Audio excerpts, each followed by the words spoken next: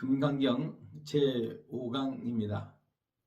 전번 시간에는 경전의 첫머리를 장식하고 있는 여시 아문, 즉 이와 같이 나는 들었다라는 구절에 대해서 자세하게 설명을 드렸습니다. 이어서 경전을 읽어가면서 그 의미를 파악해 보도록 하겠습니다. 이와 같이 내가 들었다. 어느 때 부처님께서 사우이국 기수급구도원에서 대비구 1250인과 함께 계시었다 그랬습니다. 어느 때는 경전을 설한 시간을 말합니다. 일시 이랬죠. 그래서 한때에, 어느 때에, 이런 뜻인데요. 근데 경전을 설한 시간이 좀 불분명하죠. 아침인지 점심인지 낮인지 밤인지가 잘 나타나 있지 않고 그냥 시간을 뭉뚱그려서 어느 때 한때 이렇게 기술하고 있습니다. 이것은 금강경뿐만 아니라 모든 경전에서 부처님께서 설법을 한 시간을 이렇게 표현하고 있다라는 것을 여러분들이 알고 계시면 되겠습니다. 그 다음에 부처님께서 이랬죠. 어느 때 부처님께서, 여기서 부처님은 설법의 주체이시죠. 그래서 부처님을 설법을 할 때는 설주라고 말하기도 하고 법의 주체라고 해서 법주라고도 하기도 하고요. 좀 전문적인 용어로는 능화라고도 말을 합니다. 능화. 그래서 부처님을 능화라고 부르기도 해요. 설법의 교화의 주인이시다 이런 뜻이에요. 중생을 제도하는 주체를 능화라고 말을 합니다. 물론 여기서 이 부처님은 석가모니 부처님을 가리킵니다. 근데 이제 우리가 불교에 귀해서 이제 신행 생활을 하다 보면은 불교 속에서 많은 부처님을 만나게 되잖아요. 절에 가도 또 많은 부처님 형상들을 만나게 됩니다. 뭐 석가모니 부처님 아니고도 뭐 아미타불이 계시고요. 또 미륵불이 계시고 또 뭐 약사열애라고 하는 분이 계시고 또 뭐 아촉불도 뭐 계시고 뭐 아무튼지 또 석가모니 부처님 이전에도 많은 부처님이 계시다고 그러죠. 뭐 과거 7불 해가지고 가석불, 구화한문이불, 무슨 구류손불, 이런 뭐 해가지고 아무튼 많은 부처님들이 거론이 돼요. 심지어는 뭐 과거에도 천불이 계셨고 현재에도 천불이 계시고 미래에도 천불이 계시다라는 이 뭐 다불 부처님이 많은 수의 부처님들이 경전에 소개되어지고 있습니다. 그렇지만 사실 역사적 실제 인물, 우리가 사는 이 땅에 사람의 모습으로 태어나셔서 사람으로 사시다가 사람으로 이렇게 가신 분은 석가모니 부처님 한 분뿐이에요. 그래서 석가모니 부처님은 역사적 실제셨죠. 실제로 역사적으로 나타난 부처님이시니까요. 그 밖에 석가모니 부처님을 제외한 경전에 거론되고 있는 수많은 부처님들은 실제 인물은 아닙니다. 이 세상에 나타난 적이 없으신 부처님들이에요. 그래서 이런 부처님을 불교에서 뭐라고 그러냐면 방편불이라고도 말하고 권화불이라고도 말을 합니다. 방편불 혹은 권화불. 그 방편과 권화라는 게 뭐냐면 사실은 아무리 그 부처님들이 뭐 천분이 되고 만분이 되고 8만 4천 수의 부처님이 존재하다 할지라도 석가모니 부처님을 제외하고서는 그 부처님들은 우리는 상상할 수가 없습니다. 모두 그런 부처님들도 석가모니 부처님을 중심으로 해서 나타난 부처님들이에요. 그렇다고 한다면 그 부처님은 결코 석가모니 부처님과 다른 부처라고 말할 수가 없습니다. 네. 그래서 우리는 어떻게 이해되느냐면 석가모니 부처님의 그 깨달음 속에 그 깨달음, 석가모니 부처님의 경지죠. 그 경지 속에서 중생들을 교화하고자, 중생들을 제도하고자 그 이름과 그 형태를 나타낸 부처님이기 때문에 이런 부처님을 방편불 혹은 권화불이라고 하는 것입니다. 따라서 수많은 불경 속에 나타나는 부처님들은 석가모니 부처님 속의 깨달음 속에서 나타낸 명칭이며 형태가 되기 때문에 석가모니 부처님이 권화신이라고도 볼 수가 있는 거죠. 석가모니 부처님을 떠날 수가 없는 것입니다. 네.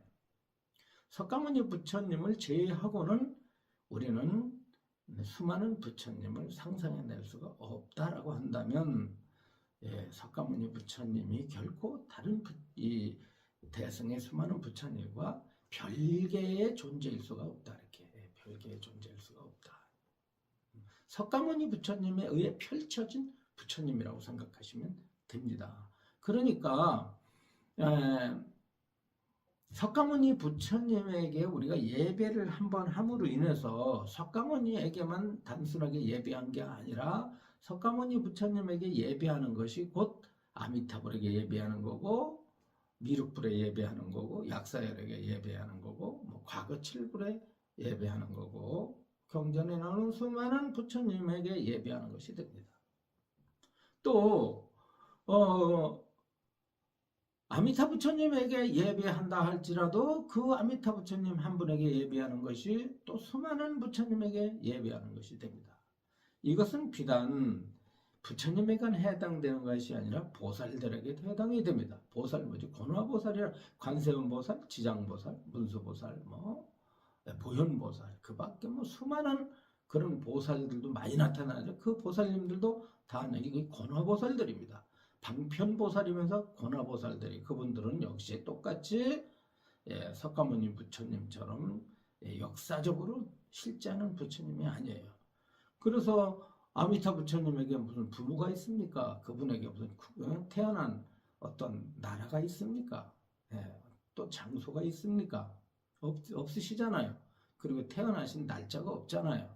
마찬가지로 관세음보살, 지장보살, 보살들도 마찬가지입니다. 그런 보살들로 사실은 부처님들이에요. 그분들도. 그래서 방편불 혹은 권화불 혹은 방편보살 혹은 권화보살들은 다 이분들이 다 석가모니 부처님의 깨달음 속에서 펼쳐진 존재라고 하는 것을 우리가 그렇게 알고 있어야 됩니다.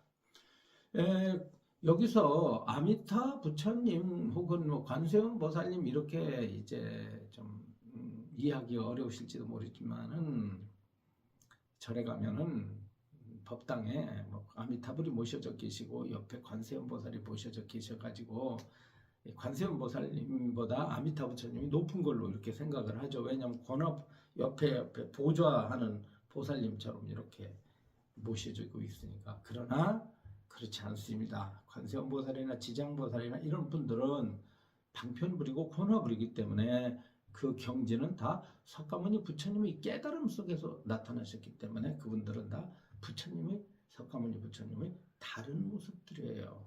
아미타 부처님도 마찬가지고요. 석가모니 부처님 속에는 아미타 부처님도 계시고 미륵불도 계시고 관세음보살도 계시고 치정보살도 계시고 문수보살도 계십니다. 그래서 우리는 어디까지나 석가모니 부처님을 중심으로 해서 아무튼 모든 교설이 펼쳐지고 있다는 점을 우리가 반드시 알아야 된다는 것입니다. 좀 이것은 경전과는 좀 다른 좀 그렇습니다. 경전의 내용과는 이렇게 맞다고도 볼 수 없고 틀리다고도 볼 수 없는 이런 말씀을 제가 한번 드려봤습니다. 네. 그래서 이 석가모니 부처님께서 사후이국 그렇습니다. 사후이국 기습국고도관 그랬는데 요 사후이국 기습국고도관은 이 금강경을 설한 장소가 되겠습니다. 예, 장소를 밝혔어요. 자, 그렇죠. 앞에 금강경을 설한 시간을 밝히셨고, 두 번째는 설법의 주체이신 부처님을 밝혔고, 세 번째는 바로 설법한 장소가 어딘지를 밝혔습니다. 네, 어디입니까? 사후이국 기수급고도관 그러셨습니다. 사후이국은 코사라국이에요. 사실은 코사라국의 그 슈라바스티라고 하는 성입니다. 성. 그래서 여기 보면 사후이국 할 때 국자가 나라국자를 쓰고 있지만은 이 나라국자는 성을 의미합니다. 성이에요. 말하자면은 그 성이니까 수도예요. 수도. 서울입니다. 어디 수도? 코사라국이라고 하는 그 나라가 있어요. 북인도 부처님 당시에 북인도인데 북인도에 이 코사라국이라는 어떤 그 강대국이 있었습니다. 네, 그런데 그곳을 다스리는 그 임금의 이름이 누구냐면 바로 프라세나짓 왕이에요. 파사익 왕이라고 그럽니다. 프라세나짓이라고 하는 왕이 그 거하고 있는 또 그 사후이국이라고 하는 것은 여기서 그 슈라바스티라고 그러는데 그러면 그 코살라국의 그 성입니다. 예. 그러니까 이것이 사후이국 나라국자를 썼지만 나라국자로 쓰는 데가 있고 사후이성 이렇게 쓰는 데가 있고 사후이성이라고 해야 맞아요 사실은. 예. 왜냐하면 국은 뭐냐면 코사라국의 수도가 이 사후이성이거든요. 예. 그렇습니다. 이 강대국이었고요. 그때 당시 이제 부처님 당시에는 이제 인도가 전쟁이 대단히 심했습니다. 예, 그래서 이제 16개국으로 쪼개져 있었다고 그래요. 예, 그래가지고 영토 싸움이 상당히 치열하게 전개되던 때인데 그 16개의 그 나라 국가들 중에서도 가장 그 세력이 왕성했던 강대국이 바로 이 코살라국이었고요. 그 코살라국을 다스리는 그 임금이 그 프라세나짓 왕, 파사익 왕이라고 그러는 그 왕이 이제 다스렸습니다. 거기에 수도가 사후이성인데 사후이국입니다. 시오라바스테. 네. 그 성주가 이제 부처님을 따르고 부처님을 신봉하는 네, 그 신도가 되었죠. 왕이 신도가 되었습니다.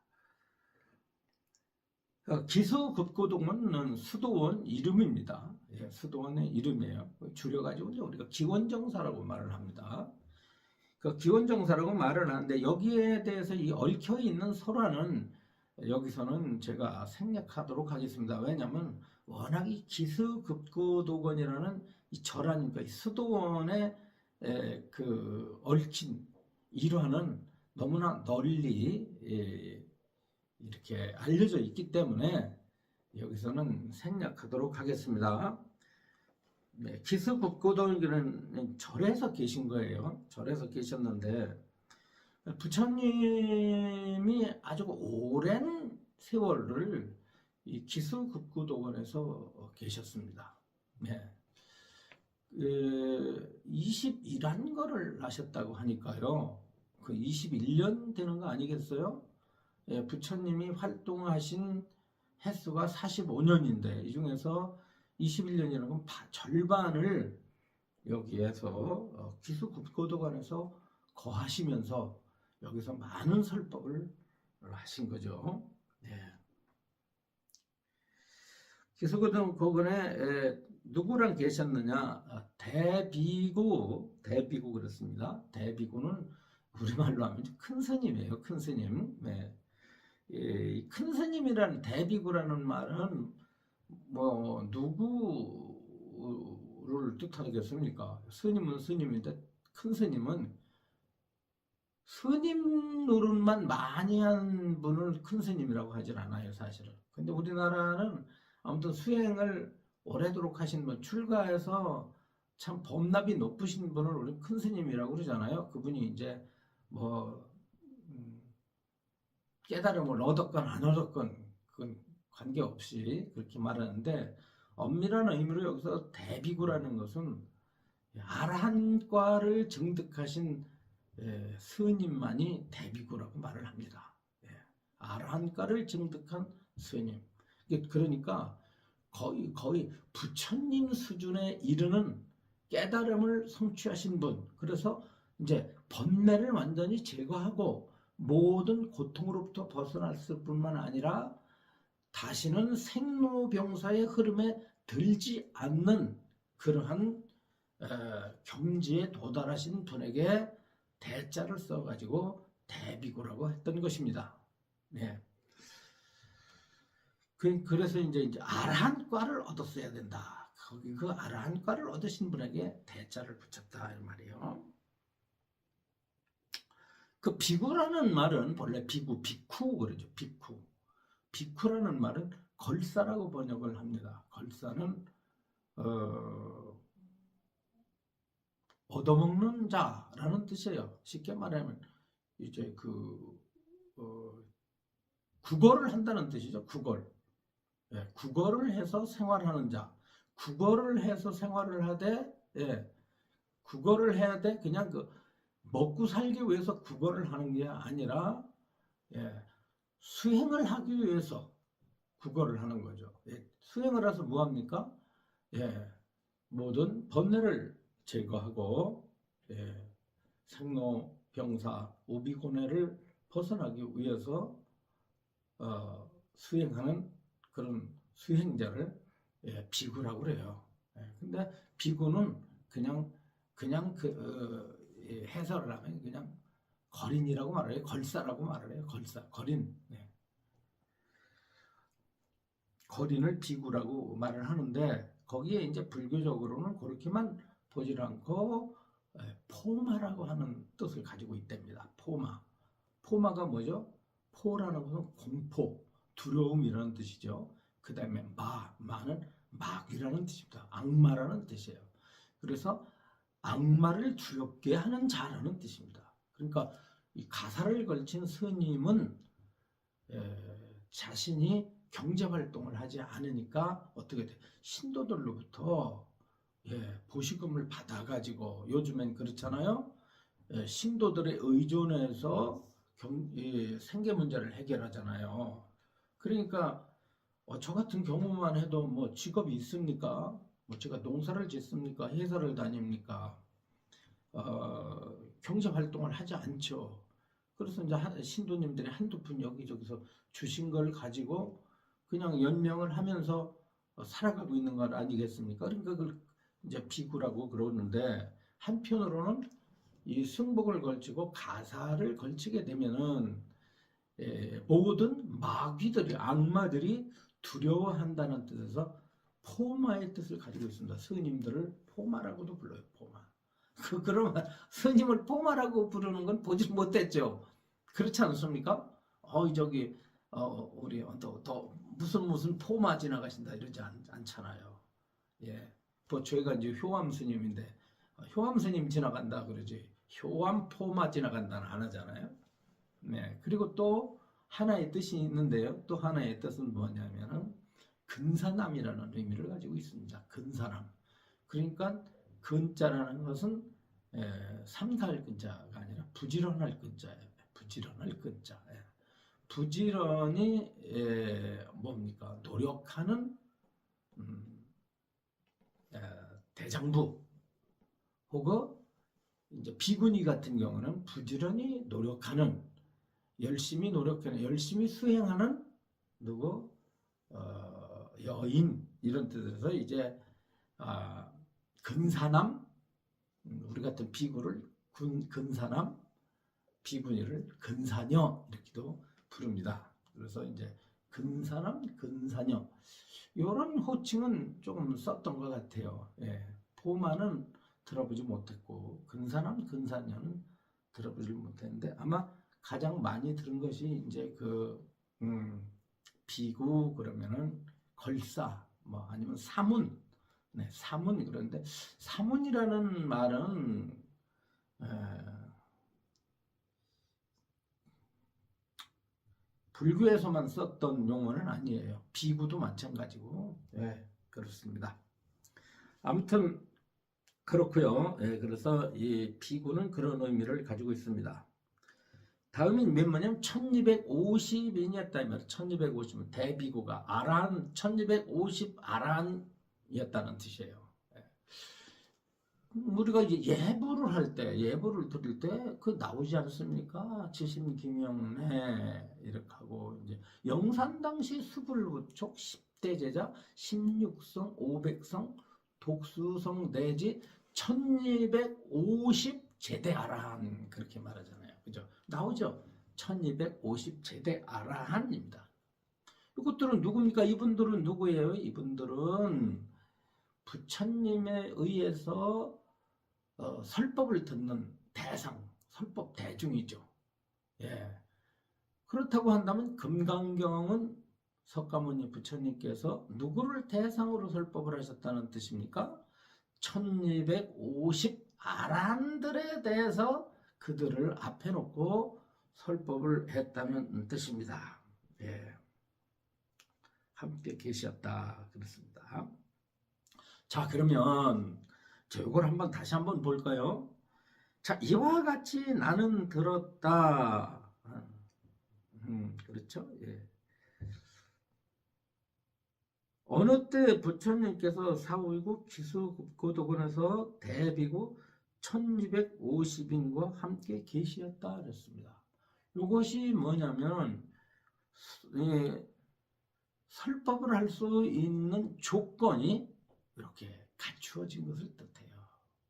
여기 보면 그렇기 때문에 위에 이와 같이 나는 들었다 그랬을 때 이와 같이 이와 같이는 이것을 갖다가 신성취라고 그래요. 신성취, 믿음을 나타냅니다. 믿음, 네. 믿음을 나타내서 이것은 이와 같이 이것은 믿음을 신성취라고 그러고요. 그 다음에 나는 들었다 그랬죠. 이렇게 나는 들었다라고 하는 것을 이것을 들었다 그래서 문성취라고 그래요. 문성취. 누구에 의해서죠? 이렇게 안한 존자가 지금 이제 안한 존자의 기억에 의존해서 입으로 이제 이렇게 금강경도 이제 입으로 이렇게 나온 걸로 되잖아요. 아무튼 또 이제 앞에서 전 시간에 설명드렸듯 대승에서도 역시 이와 같은 형식을 빌려서 경전이 이렇게 만들어지게 되니까 이렇게 되니까 들었다라고 하는 것은 문성취에 속하고 어느 때 했을 때 때는 시간이니까 이건 시성취라고도 그러고요. 부처님 이분은 누구죠? 부처님 이분은 바로 설법의 주체 그러니까 주성취라고 그러고 그 다음에 사후이고 기수고도고는 뭐죠? 설법하신 장소예요. 설법하신 장소 이것을 처성취라고 말을 합니다. 곧 장소를 뜻하는 처성취에 속하고요. 그 다음에 대비구 1250인구는 설법을 듣는 대중을 뜻하기 때문에 충성취라고 말하는데 이 부분 이와 같이 내가 들었다 어느 때 부처님께서 사후이고 기수급고도건에서 1250명의 대비구와 함께 계시었다라고 하는 것이 이것이 6가지가 성취가 된 거 아닙니까? 믿음에서 신성, 믿음을 나타내는 신성취, 들음을 나타내는 문성취, 그 다음에 시간을 나타내는 시성취, 그 다음에 설법의 주체를 나타내는 주성취, 그 다음에 설법의 장소를 나타내는 처성취, 그 그 다음에 설법을 듣는 대중을 나타내는 중성취 6가지, 요걸 갖다 육성취라고 말해요. 육성취. 예. 그 육성취는 경전의 편찬 조건입니다. 경전의 편찬 조건이기 때문에 경전이, 그러니까 그 결집이 정당하다는, 결집의 정당성을 나타내는 6가지 성취를 나타내요. 6가지. 따라서 모든 경전은 그 형식이 똑같습니다. 자, 이와 같이 나는 들었다 어느 때 부처님께서는 다 똑같아요. 예, 똑같은데 다만 뒤에는 장소가 다를 수가 있죠. 그러지 않습니까? 예, 그 설법한 장소가 다를 수가 있고, 또 설법을 듣는 대중들의 대상이 다를 수가 있어요. 예, 그렇지 않습니까? 일반 아라한이 아닌 일반 비구들에게도 설할 수가 있고, 혹은 천상의 중생들을 향해서 설할 수가 있고, 그죠? 혹은 외도들을 향해서 설할 수가 있고, 또 보살들을 향해서 부처님 설할 수가 있거든요. 그래서 이건 달라지지만 이 6가지 조건은 변하지 않습니다. 그걸 육성치라고 말합니다. 그래서 이같이 금강경도 6가지 육성치가 만족함으로 인해서 이 금강경의 가르침의 정당성이 확보되었다고 볼 수가 있어요. 네. 예, 그래서 오늘 공부하신 내용은 이렇게 하나하나의 의미도 있지만은 육성치와 관련이 있다. 이 경전의 경전의 서두는 육성치를 나타낸다라고 하는 거, 이것을 여러분들이 기억하시기를 바랍니다. 자, 오늘 여기까지 설명드리도록 하겠습니다.